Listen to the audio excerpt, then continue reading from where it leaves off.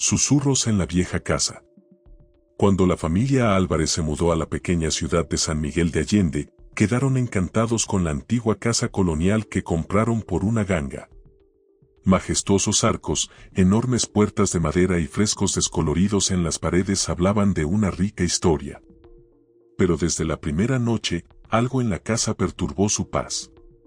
María, la madre de la familia, se despertó en medio de la noche al escuchar un extraño susurro. Voces apenas perceptibles flotaban en el aire, como si unos labios invisibles murmurasen justo en su oído.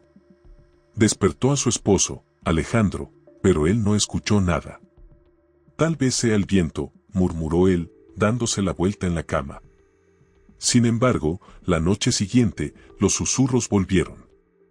Esta vez, su hijo, el pequeño Raúl, también los oyó. Asustado, corrió a la habitación de sus padres, asegurando que las voces provenían de debajo de su cama. Quizás solo sea tu imaginación, intentó calmarlo Alejandro, pero en su interior sintió una punzada de inquietud. Los días pasaron, pero los sonidos no desaparecieron. María comenzó a notar que los susurros provenían de distintas partes de la casa. A veces del sótano, otras veces del pasillo. En ocasiones, incluso del espejo. La mujer se sentía cada vez más inquieta, especialmente después de encontrar la puerta del sótano entreabierta, cuando estaba segura de haberla cerrado. Tenemos que averiguar qué está pasando, le dijo a su esposo, y decidieron instalar cámaras en varias habitaciones. La noche siguiente, los susurros llenaron la casa nuevamente. Esta vez eran más fuertes, más nítidos. Parecía que varias voces conversaban en un idioma antiguo e ininteligible. A la mañana siguiente, Alejandro y María se sentaron frente al ordenador para revisar las grabaciones. Al principio, no vieron nada fuera de lo común, solo sombras moviéndose por la luz de la noche.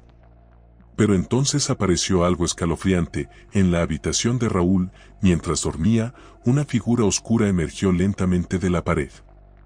Difusa, apenas visible, se inclinó sobre el niño y le susurró algo al oído.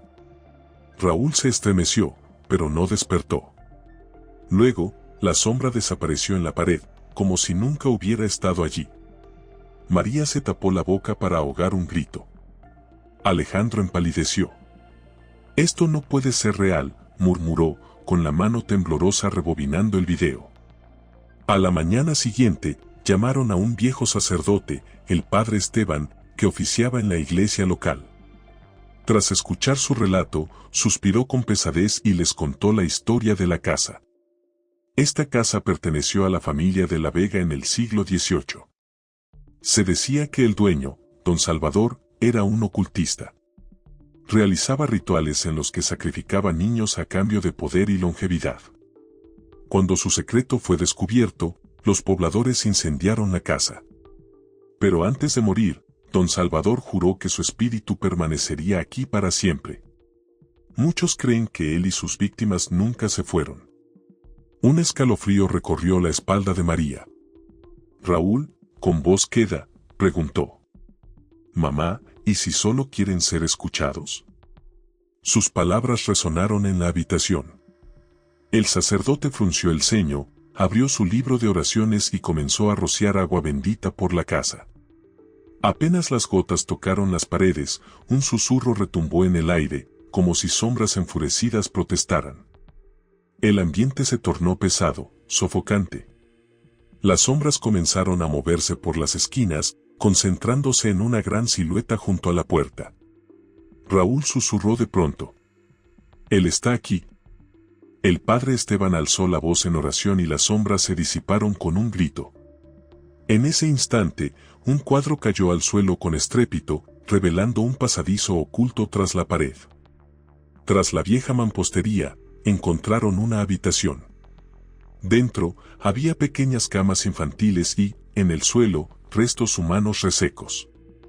Un susurro suave, casi suplicante, llenó el aire. María lloró. Alejandro apretó los puños. «No pueden descansar en paz», dijo el padre Esteban. «Debemos darles reposo». Al día siguiente, los restos fueron sepultados con los rituales adecuados. Desde entonces, los susurros cesaron.